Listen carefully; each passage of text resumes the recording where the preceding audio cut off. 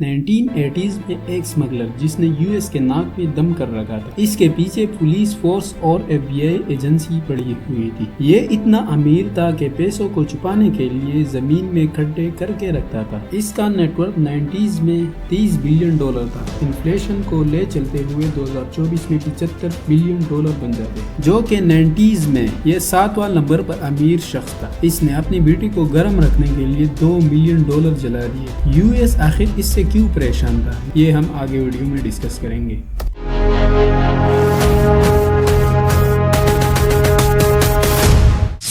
1 دسمبر 1949 Pablo اسکوبار Colombia میں پیدا ہوئے۔ یہ ایک غریب فیملی سے بلونگ کرتا تھا۔ غربت کے مارا ہوا پابلو اسکوبار چھوٹے ایج ہی میں کرائم کی دنیا میں قدم رکھا۔ اس نے شروع میں بلیک ٹکٹ بیچنا، کار چوری کرنا، سگریٹ اسمگل کرنا، لیکن اس سے اس کا پیٹ نہیں بھرا۔ اس نے ڈرگز کے بزنس میں قدم رکھا اور کوکین اسمگل کرنے میں اپنا پہچان بنا لیا۔ 1970s کے آخر میں اسکوبار نے میڈلن کارٹل کی بنیاد رکھی۔ اس کارٹل کی وجہ سے 80% کوکین یو ایس اے میں سپلائی کرتا تھا۔ یہ ڈے بائی ڈے اتنا امیر ہو گیا تھا کہ دولت کے ساتھ اس نے طاقت بھی حاصل کی۔ یہ خود غربت سے اوپر آیا تھا، اس لیے یہ غریبوں کے ساتھ مدد کرتا تھا۔ اس نے اسکول، ہاسپٹل، گراؤنڈ بنائے۔ لوگ اس کو رابن ہوڈ کے نام سے پکارنے لگے، لیکن بہت سے لوگ اس سے ڈرتے تھے۔ جو لوگ اس کے ساتھ دھوکہ کرتا تھا یہ اسی وقت اسے مار دیتا۔ اس نے اپنی زندگی میں 5000 لوگوں کو مروایا تھا۔ یو ایس اور کولمبین پولیس اس لیے اس کے پیچھے لگے ہوئے کہ یہ ایک اسمگلر،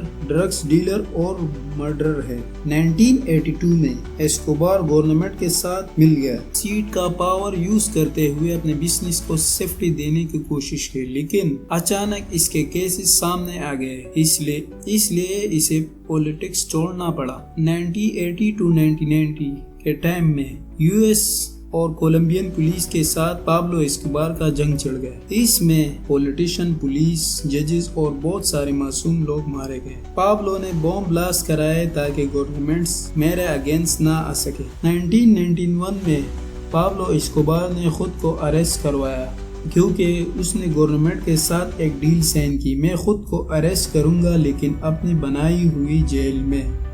اس نے اپنے لیے ایک جیل بنایا تھا، لارڈ کا رڈول۔